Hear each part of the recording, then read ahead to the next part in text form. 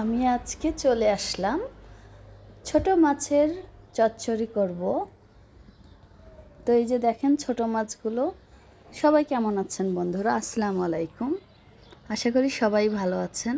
আমি আজকে এই যে ছোট মাছ দিয়ে আলু দিয়ে টমেটো দিয়ে সুন্দর করে মাখিয়ে তারপরে রান্না করব। তো এখন আমি পেঁয়াজ বাটা এবং রসুন বাটা আদা বাটা এগুলো সব কিছুই দিয়ে দিলাম একসাথে। এইগুলো দিয়ে তারপরে সুন্দর করে এটা মাখিয়ে নেব।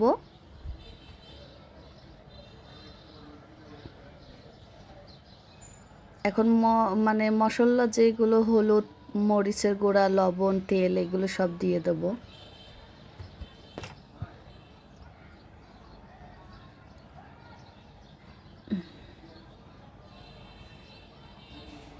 আমি দুপুরের জন্য রান্না করব। এখন এটা তো দুপুরে খাওয়া হবে।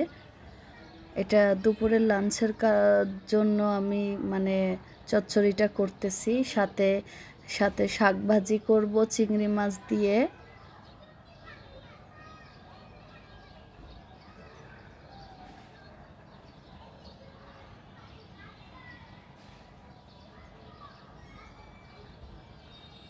তেল দিয়ে দিলাম। এখন আমি এটা অনেক সুন্দর করে মাখিয়ে নিব।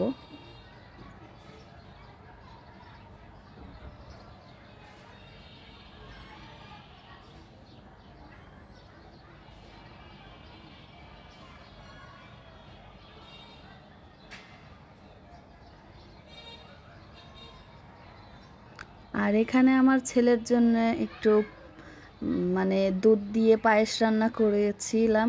তো এটা এখন গরম করে আমার বাচ্চাকে খাওয়ানোর জন্য সকাল 10টা 11টা বাজে, 12টা প্রায় বাজে। তো ভাবলাম এখন এটা গরম করে রেখে দিই, গোসল করিয়ে দুপুরের গোসল করিয়ে এটা খাওয়িয়ে দিব।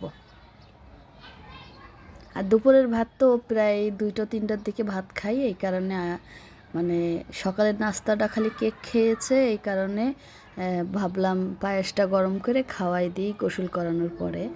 আর এখানে যে দেখেন এই যে ধনে পাতাগুলো এখানে কত টাকার জানেন? এখানে 15 টাকার ধনে পাতা।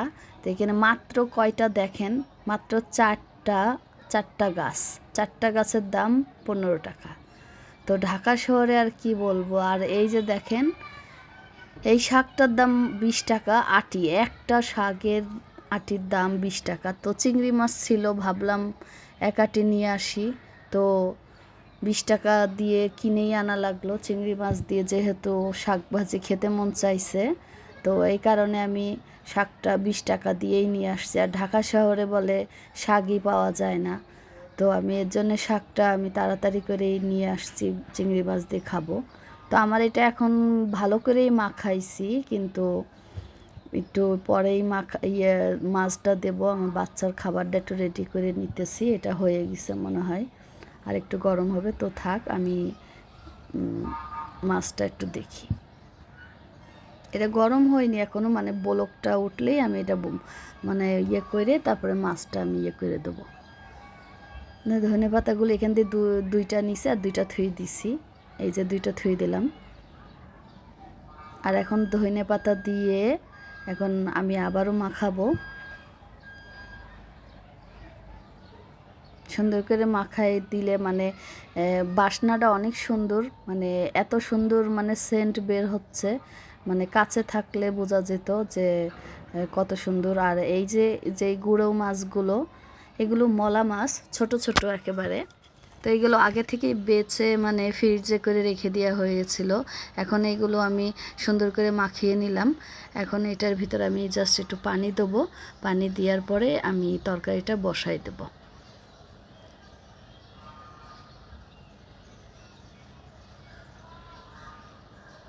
বেশি পানি দেব না, অল্প পানি দিলাম।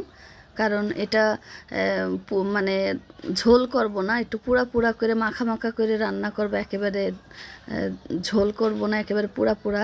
এই কারণে বেশি পানি দিইনি, অল্প পানি দিলাম। তো আমি এখন এটা একটু বসিয়ে দিই। বসিয়ে দিয়ে আমি এটা ঢেকে দেবো সুন্দর করে, ঢেকে দেওয়া পর্যন্ত। আর এটা হওয়া পর্যন্ত আমি অপেক্ষা করব, সাথে থাকুন।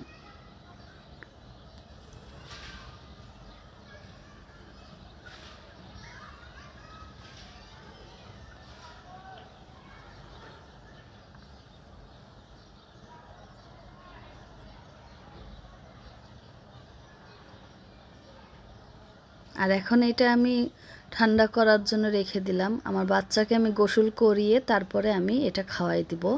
আর আগে যে দুধটুকু ছিল সেটা এর ভিতরে দিয়ে দিছি, এর জন্য এত বেশি ঘন হয়েছে।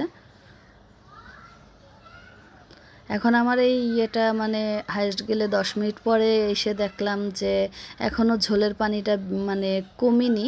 তো ঝোলের পানিটা কমা পর্যন্ত আমি অপেক্ষা করব। এটা মানে আলুটাও সিদ্ধ হয়নি এখনও। আলুটা সিদ্ধ না হইলে তো আর হলো ইয়ে করা যায় না। তো আলু সিদ্ধ হবে এবং পানিও শুকাবে, তারপরে আমি নামিয়ে ফেলাবো। আমার এটা হয়ে গেছে একেবারে মানে পুরা পুরা মানে এই কড়াইয়ের সাথে একেবারে লেগে গেছে। তো এটা একেবারে কমপ্লিট হয়ে গেছে রান্নাটা আমার। দেখেন এত সুন্দর করে রান্না করছি। আর মাছগুলো একেবারে মানে আলুর সাথে এবং টমেটোর সাথে একেবারে মিশে গেছে। আর এখানে কি কি আছে, টমেটো আছে এবং আলু আছে, আর ছোট্ট একটা বেগুন কেটে দিয়েছি যাতে একটু সেন্ট করে। একেবারে শীতকালের মতন তরকারির যে বাসনাটা, সেই বাসনাটাই বের হচ্ছে আমার কাছে মনে হচ্ছে। আর এখানে রসুন কাটা আছে, পেঁয়াজ, কাঁচামরিচ 2টা কেটে রাখছি। আমি এই শাক ভাজিটা করব বলে মানে এই অল্প কিছু পেঁয়াজ, রসুন, কাঁচামরিচ কেটে আগে থেকে রেখে দিয়েছি। আর এখন আমি এটা সুন্দর করে নাড়াচাড়া করে তারপরে চিংড়ি মাছটা আমি দিয়ে দেব। চিংড়ি মাছটা একেবারে ছোট ছোট, মানে শাক দিয়েই রান্না খাওয়ার মতো। আর এটা ভর্তা করে সবচেয়ে বেটে ভর্তা করে খাইলে ভালো হইতো।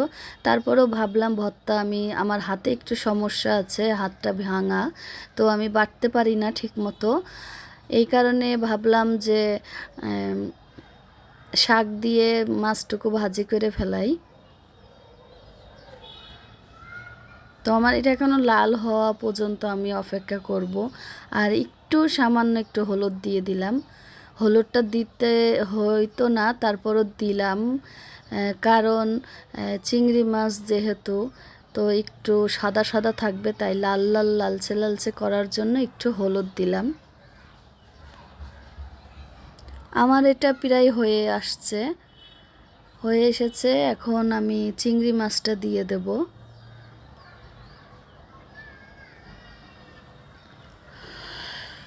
চিংড়ি মাছটা আমি এখন দিয়ে দিলাম। এখন এটা নেড়ে চেড়ে সুন্দর করে কষানো, একেবারে একটু হালকা কষিয়ে নিব।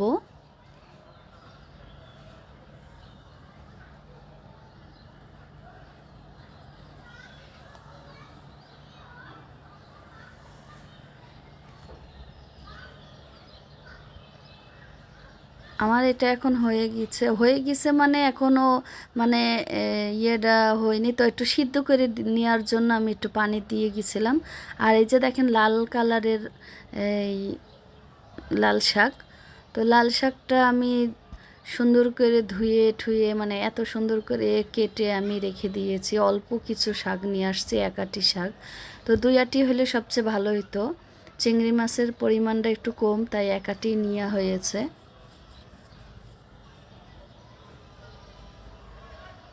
দেখেন একটা একটা একটা শাকের আঁটিতে কতটুক হয়েছে। আর চিংড়ি মাছের জন্য এবং কাঁচামরিচ, পেঁয়াজ, রসুনের জন্য আমার এই শাকটা একটু বেশি হয়েছে। কারণ বেশি হওয়ার হলো একটু পেঁয়াজ, মরিচ, কাঁচামরিচ বেশি করে দিলে একটু বাড়ে, তো বেড়েছে, তাই একটু বেশি বেশি লাগতেছে, কিন্তু অল্পটুকু শাক। এখন যে দেখতে আসলাম আমার বাচ্চাটা কি করতেছে। কি করো আব্বু? আমার আব্বুটা কি করতেছে দেখো সবাই, ও কার্টুন দেখতেছে। তো সবাই ভালো থাকবেন, আল্লাহ হাফেজ।